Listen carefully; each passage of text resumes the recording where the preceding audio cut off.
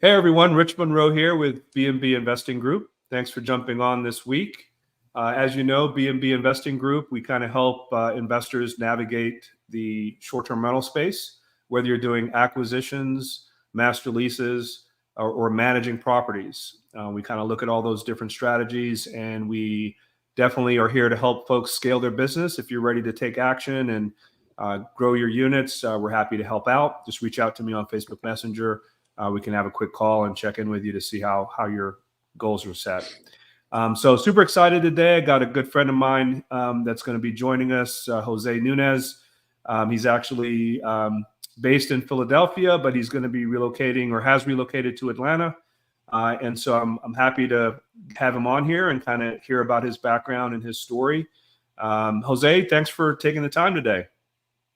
Yeah, thanks for having me. I'm very excited. I know we met a couple of weeks ago at a conference for mutual friends and met up for coffee and lunch, and you told me about this, and I'm excited to help out. No, that's awesome. I really appreciate that. So, let's get started with kind of what got you into short-term rentals and real estate in the beginning. Kind of walk us through that starting point. Uh, I must have started a while ago then. I guess I had the typical. I was an undergrad in finance, went to work in Wall Street for a couple of years, and went to do my MBA at Wharton. And I worked in real estate private equity, so I had exposure to real estate, but I just didn't have the freedom that I wanted. And then one of my good friends got into the Airbnb business, and then I just saw the lifestyle he had. He was basically making more money than me, had more free time. And then I said one day I quit everything, started from scratch, literally like took my first apartment where I lived, made that into an Airbnb. And that was probably, I'll say 4.5 years ago now. And Okay. just, and some bumps in the road, but it was, starting in 2019. And I just wanted more freedom, more control. You could say this is my first entrepreneurship venture. And yeah, just kind of went all in, burned the bridges and downgraded my whole life and just kind of reinvested in myself, reinvested in the units, and put all the chips in, and here we are. That's awesome. So how many units are you up to now? With the ones that I'm setting up currently, so I'm currently in Philadelphia, um, setting up 3 more. I would say 4. So after this, I'll be at 34, 35. 34. Okay. And all of your properties right now are in the Philadelphia market? Correct. They're all in Philadelphia, downtown area, center city, and I'm planning to expand more in Atlanta, hopefully in the metro area. All right, very cool. And so when you started, so you had your own apartment that you were living in that you moved to another location and then kind of converted that one into a short-term rental as your first one. How long was it before you got your second and third after that first one? Hmm. Well, the first one I just set up myself, my own unit, which I used to do in grad school. So every weekend I would go to New York. So I figure if I rent my unit every weekend, I'll basically cover my rent. And that's kind of like how I really started in 2015, but I never really saw it as a business until 2019. So I first got the lease on the other one, I would say 2 weeks after I set up my own personal one. Nice. Nice. And so pretty much most of your properties are set up through master lease and rental arbitrage? Correct, yeah. So they're all master lease, rental arbitrage. Um, I'm just thinking of all of them. Yeah, that's basically the structure. Now, I know that you got impacted with, similar to what we're going through in Atlanta right now. You guys had some major changes with the short-term rental ordinances in Philadelphia, and I think you were instrumental with several other folks there to kind of do lobbying efforts and kind of try to fight what they were doing. Tell us a little bit about how that kind of impacted what you were doing and how it's impacting you now. Um, yeah, that was definitely a scare because most of my units at that time weren't under proper regulation, and I didn't get involved. We formed an association to combat this, but it was already pretty late in the game, so they already had passed it. And right now, I'm just trying to operate under the regulation. They're not enforcing it as strictly. but it definitely made me change my strategy where I just could now focus on what I could make, what I could do under the proper regulation. So in a way, it's good because it did limit supply. There's definitely some supply issues, but it's a good market. It's just now it's you just can't just throw anything up. You actually need to go through licenses and inspections, and in a way, it does help. Um, but others, I would say, if you're a small operator and you're just doing this on as a side gig, it probably won't be worth it for you. But if you're large, then you definitely have to pivot. If not, you'll probably be out of business. So what are the requirements? How do you apply for the license? What are the eligibility requirements? So if you could do your primary residence, that's it. Outside of that, if you want to go on the more professional route, arbitrage, and start doing units that are non-owner occupied, and you being the tenant, then that property has to be under a certain commercial zone. And that is determined by the zoning map. And there's only about 3 or 4 that qualify. So what they're trying to do is just keep everything close to the central business district. So they don't want much in the suburbs, much on the outskirts, more residential neighborhoods. If you're more downtown, it's okay. But you have to literally like go through the zoning map and see what exactly qualifies. And then the owner and you have to go through the licenses and inspection and proper lead-based paint exams and a couple of those hurdles. But once it's done, it basically is tied to the rental license, and then you're fine. You're good to go. But I would say you're definitely probably going to need a lawyer. Really? Okay. I Not a think, lawyer, but you could do it yourself. I've done it with owners, yeah, but it's a bit of a process. You're probably gonna have to go downtown to the city zoning a few times. right. Yeah, I'm actually, so I just set up a unit in Fairburn, Georgia, which is about 20 minutes south of the Atlanta airport, and they have a short-term rental ordinance requirement. But it's pretty straightforward. You get an inspection by the fire marshal. They basically want to make sure you've got smoke detectors and fire extinguishers. And then you also like you mentioned, get the owner to sign off if it's an arbitrage deal. And they basically let you apply for a business license and you pay your taxes, and then you're kind of off to the races. They have the 3 ordinances, 3 complaint requirements. So if you have up to 3 bad things that happen, whether it's a complaint from the neighbors for noise or parking, they can suspend your license, which is good because it keeps out the bad apples, right? And so, but it's not to the extent where you would need an attorney. I know places like Chicago actually are very are detailed like that as well. Is it similar to? Are you familiar with what Chicago is? No, You do need an attorney that for that I don't process for say you sure. don't need an attorney. It helps. They have expediters. You could do it on yourself. You could do it yourself, but Yeah, um, they're still trying to figure it out. Like it's still not an efficient process with the city. And if anyone has dealt with city employees, city officials, it's a back and forth. Like you could speak to yeah, 3 different people and hear 3 different things. So you're gonna have to right. just be on top of it. Okay. So your 30 plus units, if you don't mind, tell us a little bit about your operation. Do you have a back office? Do you have a lot of that extra work outsourced, or what's your infrastructure look like to support 34 units? Yeah, I would say it's definitely changed. Now that I'm operating remotely, I definitely had to streamline a lot of my processes, operations. So I have VAs from the Philippines. Great. Um, Most of them, all of them are previous Airbnb employees, and they also worked at other operators. So they understand your PMS system. They understand how to interaction with guests, and a lot of the messaging I would say is automated. Um, what has changed throughout is now I'm getting to a point where the VAs interact with the handyman, VAs interact with the property management Hmm. companies. So you're trying to remove yourself more from it. Um, and I hire a cleaning company. So the cleaning company receives the booking reservations. I mean, I basically send them a schedule of what needs to be cleaned, Hmm. and they send their staff. They have a team of at least 10, and they bill me at the end of the week. And then I have my head cleaner, which she more does like inventory. She's just been with me for a couple of years, so I figured she's faithful, she's loyal, she's a really good employee. So that and like two handymen, and that Okay. covers probably 90% of the issues that you Hmm. probably would receive. Um, so yeah.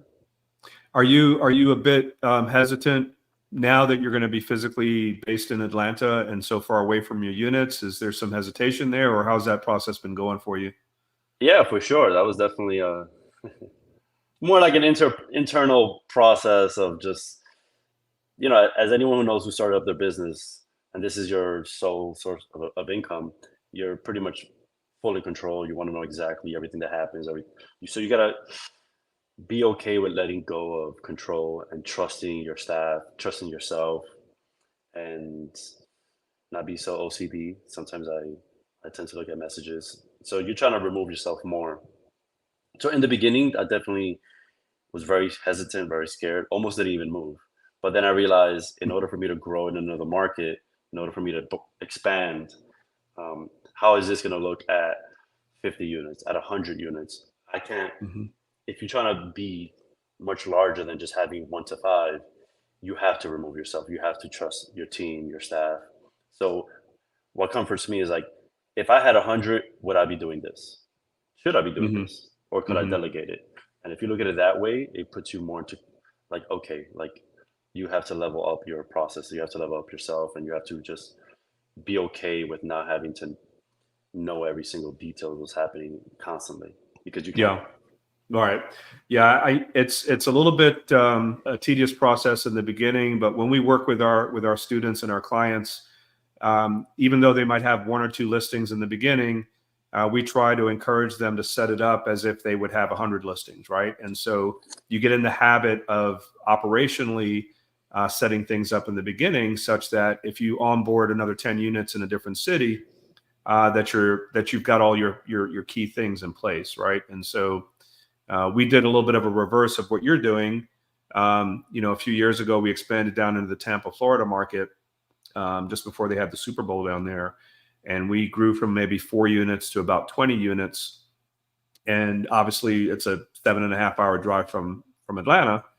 Um, but we spent my wife and I probably spent about 2 or 3 weeks down there in the beginning. Getting everything set up, getting all the teams set up, and then basically step back from that first 30-day window and never have a need to go down there again because we've got our teams in place, boots on the ground for anything that comes up. And literally I've got short-term rentals that are 10 minutes from my house, and I have zero reason to go to them because everything is kind of disciplined and set up in that manner. And so I think when you're looking at scaling a business and growing, that you treat it from the very beginning so that you kind of get in the habit of doing that. You don't want to be the guy running over there to do handyman tasks, or if the guy's going there to check the AC, you don't want to be looking over his shoulder. I mean, there's little things like that as a property owner and as a business owner that it's very difficult to step back from. But it's a key part in being able to scale, though, for sure. Yeah, I mean, to add to that, I mean, my units in Philly, they were all literally within 3 blocks of where I lived. So I was a handyman. I was everything. Like I started in the beginning, I cleaned. Anything that needed help, it was like, hey, instead of paying your handyman a couple of bucks, why don't you just cross the street? But you have to Yeah, behave as if it might be a 2 3 hour drive and you don't want to do it. Even if you could just cross the street, you got to realize everything is like energy and time. Like, can you do it? Yes. Would it cost you 30 minutes? Yes. But those 30 minutes, you could be doing something else. Like your focus is to be a business owner and not a handyman, not a cleaning expert, inventory manager. You have to just, your focus is to expand and streamline the operations. absolutely, absolutely. So we have a question in the comments. What's the best way to streamline maintenance requests? Depends. I have my VA take care of that, and they On Monday.com, we use that to track what maintenance. It depends on the maintenance issue. If it's a clogged drain, it's a little different than if the ceiling caved in. So because I work with so many different owners, some of them are mom and pop, own the building. You call them, they take care of it. Others are big, large property management company with 1,000 units. You have to submit a ticket through the online portal. So I train my virtual assistants to handle that maintenance request. Hmm. And I would say it's very important to keep track and see, because certain maintenance issues could be resolved within an hour. Others might take a day. So you have to Hmm. know where in the process it is. And when you are at scale, I would say when you get over 10 to 20, it's hard to keep track of things. It's hard to remember. So I would suggest definitely have some type of tracking, either software, it could be pen and paper, it could be Excel, um, to see where in the process that maintenance request is. Yeah. And some things could be some things could be just even ignored for a few hours. Nothing's critical at that Right. moment. So Well, take care I of it. think the key I think the key is making sure that your initial communication flow is such that it becomes a priority. You don't want to have the cleaner tell you, oh, the toilet's clogged up, and not have anyone follow up on that, and you got somebody checking in the next day, right? So you want to make sure Right. your communication flow is on point, and so immediately, however you have it set up, that clogged toilet, you should have your handyman there within a few hours or as soon as possible to rectify that situation. And we know when you get a lot of units as well, especially larger homes or even smaller apartments, it's important to be proactive with maintenance as well, right? So when you've got AC units that need to have the vents changed, it only takes one little task to do that, and so we did a lot of proactive stuff with our maintenance team where they have a laundry list of things that they go into the units in between guests and make sure that they're doing. And so that cuts out a lot of the potential problems as well if you're very proactive with Yeah, I would say another thing that I'll probably start incorporating is doing it. like quarterly maintenance checks on things, Hmm. light bulbs, batteries for smart locks, those type of things. Because, like you said, like being proactive, you could be the best reactive host and be as hospitable after there's an issue. But if you, even if you bring it up to the guests love attention. They love that you gives them a heads up Yep. ahead of time. So if you just Yep. as long as they're in the know, they'll be more appreciative of you having to do some type of maintenance task. Right. Most definitely. So, walk me through the numbers on your units. So you're in Philadelphia right now. You're in one of the units of the three that you're getting set up over the next couple of Right. days, and walk us through the opportunity. Kind of how did you get that opportunity, and what do the numbers look like on it? Well, a friend of mine, he's an operator. This was one of his first units. It's 5 units in this building. Um, I guess he's had it for about 4 years, and this is one of his smaller units when he started. Now he's in much larger properties, so for him, it's not efficient for him to run it. So I basically took it over, just bought out the furniture at a huge discount. And if you want to see, Yeah, uh, absolutely. just So this is this is this is a two bedroom. it's a 2 bedroom, 2 bath. I'm in one of the bedrooms now. I'm Okay. gonna repaint. Um, I mean, my rule of thumb has always been double the rent. Uh, Gross. If you could do that, margins they fluctuate. I would say 30%, 35%. 25 to 35. 35 would be really efficient with everything, but I project about 25 to 30% margin. Um, I mean, you can make a little extra with pet fees, early check-in, late checkout fees. Definitely pay attention to your claims. Smoking, it's big. I mean, anyone smokes in my places, immediately we're probably gonna get $500, $300 to $500 with Airbnb. How are you identifying that they smoke? You can smell it. Usually I tell the cleaners to take photos of any cigarette butts, any ashes.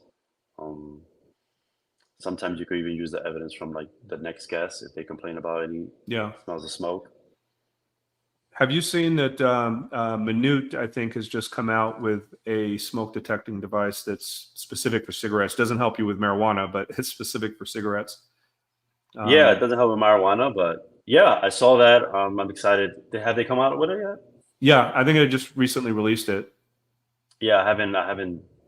I think that would be a big game changer. Hmm. Like Hmm. people underestimate. I never submitted claims until maybe last year. So for the first 3 years of operation, I just absorbed all the costs, and I realized I shouldn't be doing that. Yeah, yeah. No, I've done that multiple times for sure. To if the first step is make sure you have it clearly posted on your listing description that there's a smoking fine for that violation and what that number is.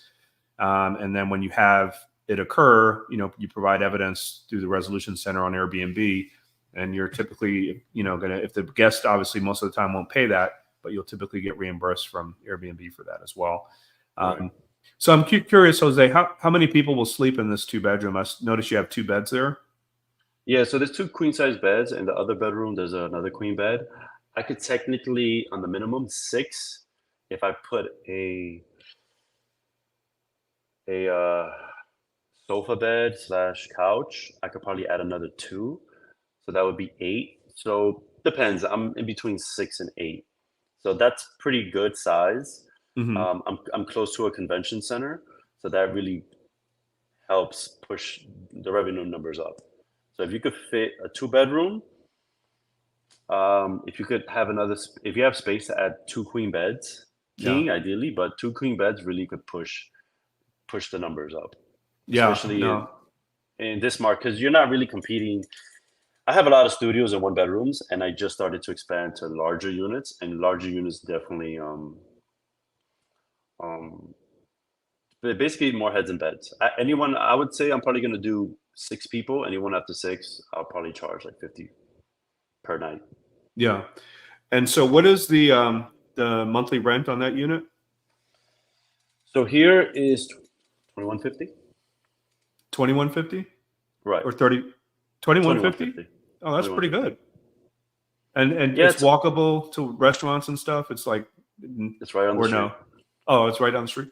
That's a pretty good rate. I mean, that's actually comparable to Atlanta's 2 bedroom rates that are in that range. Yeah, just 1800 to 2200. it's not an amenity building. It doesn't there's one shared washer dryer, coin operated, walk up. One of these old buildings, probably 100 years old, but it's on the main street. And yeah, I would say it's in line with others. I would say probably it's about market for this type of product. Like I have units as low as 1,000 and as high as mid 2000s. So Okay. So it looks like we have a couple folks jumping on fairly recently. We covered a lot of this stuff in the beginning, guys. You can catch it on the replay, but you're asking if it's buying or renting for short-term rentals. So Jose specializes in doing rental arbitrage and master leasing, and he's actually in the. Someone was asking where these properties are. So Jose is actually physically in Philadelphia right now. He is actually relocating to the Atlanta market and looking to expand his business down here as well. But the units we're talking about currently are in Philadelphia, and so that's why I was kind of surprised that that monthly rate is actually comparable to 2 bedrooms here in the Atlanta market. And so, what's the average nightly rate you're going to get on that unit? not sure yet. I would say if I could gross double that, which would be about 4 grand, Right. four grand to 45, I'm aiming for. I think that would be good. So Okay. whatever that puts you at 150 a night, 120, maybe 200 for the weekends, a little bit less on the weekdays. It Right. just depends the seasons. I mean, right now we're in a slow period, so I mean you might break even or maybe lose a bit. But when summer comes, our busy season starts. I would say mid March to the end of December. Definitely. Got it. Let's see. We have another question. If you are renting by the room, how would one manage cleaning at different times while other rooms are occupied? I don't do that. I don't rent by Yeah. room. So there And I are wouldn't. folks. Yeah, and I'm the same way in our business. You know, all of our properties are entire listings. We never do room by room bookings. There are people that are successful doing that. However, like Jose and I've been talking about, you know, to scale a business, that model is very difficult to scale for the same reason you're asking that question. Um, you know, most of the time it's a 5-bedroom or 6-bedroom home. You have a family member or a spouse that's there, you know, doing the cleaning in between and cleaning common areas. And so it's very difficult to engage with a cleaning company and get them excited about scaling a business around $25 to clean a bedroom, or, you know, $15 to clean up a common area. So the model is good for certain circumstances, but if you're looking to grow and you want to, you know, mass up a number of units, the room by room model is really not that sustainable. The only exception to that is if you're looking at more of midterm stays with like a pad split model. And so I know a lot of investors that have multiple units that do well with that, but they kind of rely on the pad split platform to do similar, like with Airbnb, where they're kind of vetting a lot of the tenants that are coming in. And so that would be the only exception if you wanted to explore that a little bit more. I actually have done a Facebook Live with one of the business development folks from Pad Split, and we kind of do a deep dive on that. So if you do a search on the Facebook group page, you can kind of just type in Pad Split. That'll come up as well to check that out. All right. So would midterm include cleaning? Yeah. And so one of the reasons, and I'll let Jose chime in on this, but one of the reasons I do short-term rentals exclusively, and I do some midterms, but I used to have a lot of long-term rentals, and you know, that is, from my perspective, you know, the properties would just get messed up and have to rehab them again. It's a similar dynamic on midterm stays, right? So you know, we've had some bad experiences with folks that have stayed for longer periods of time, 6, 7, 8, 9 weeks. And you know, you do want to try to get the cleaners in there consistently, but if they start blocking that for some reason, then it could be a problem. And by the time you figure it out and try to get them out of there, you've got major issues. Unfortunately, we had like an alcoholic guy that was with us through COVID, and he basically had probably 25, 30 bottles of wine in one of the living rooms and just tore up all the furniture. We had to basically restage the entire property. It was just a hot mess. So Wow. I'll let Jose give his opinion about mid-stay term stays, but I kind of try to be very selective when we do that. I love them. They're the best. To a degree, I would say, because my market, I get a lot of travel nurses, I get grad students. I would say right now my portfolio is probably 60% midterm stays. I have my longest stay, believe it or not, was 1 year and 4 months. Okay. Typically my midterms are 1 to 4 months. I have currently right now 2 people that are basically almost a year, like 10 months. But these are like traveling professors that are doing a 1 year at the local university. And I get the travel nurses are anywhere between 13 weeks to maybe even 6 months. They're great. I mean, to be honest, like I've had someone stay 1 night. The place was messier than someone who stayed 3 months. Okay. I typically don't go in there. I tell the guests, listen, if you want someone to be sent over to clean it, fine, but that's on you. It's usually solo travelers. For me, it's grad students and travel nurses, and I prefer them. You do make a little bit less in revenue and margin but for me, I don't have to think about that stay for the next 2 to 6 months, 2 to 4 months, and it's really good, especially during your slow periods. So I really push it during my slow period. I put huge monthly discounts so I could have someone in there at least cover the rent. Because my whole thing is don't lose, have enough to cover the rent. If a profit's great, but the strategy in the slow periods, 2 to 3 months, is get someone in there just to cover those 2-3 months, and then by the time they leave, it already picks up. That makes But sense. I don't mind it. I prefer it sometimes, especially some units. I prefer it more than others. But for me, I've had obviously bad experiences before, but mostly during COVID. But you definitely have to vet them a little bit more. No, for sure. All right. Well, we're getting close to shutting down here. One last question for you, Jose. Knowing what you've learned as you've built your business, for someone just starting out, what would be like the number one thing that you would give them as advice?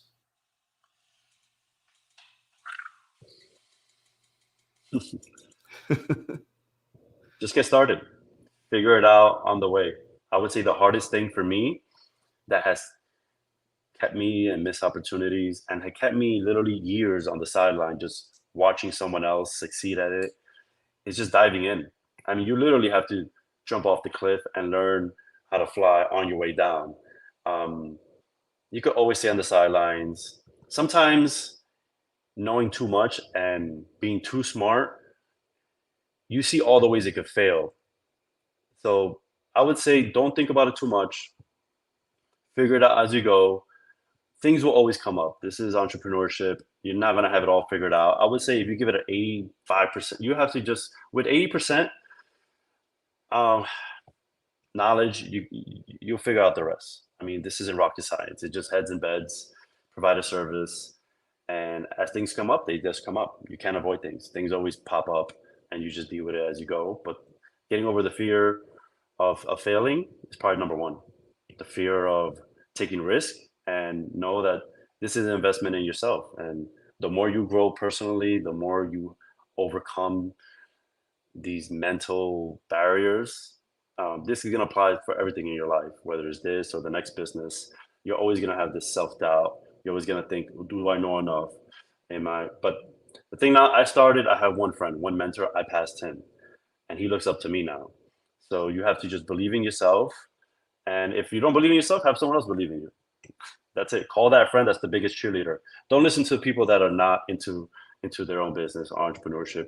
Listen to people who are doing it bigger and better than you, and take advice from those. Don't take advice from the one that has never even started.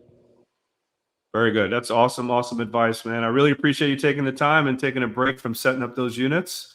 Definitely look forward when you get back to Atlanta. We'll link up again and keep in touch.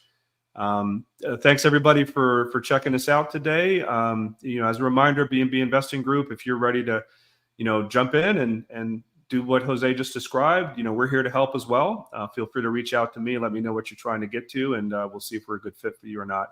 Jose, thanks again, buddy. Appreciate it. You have a good one, and thanks everybody. Take care.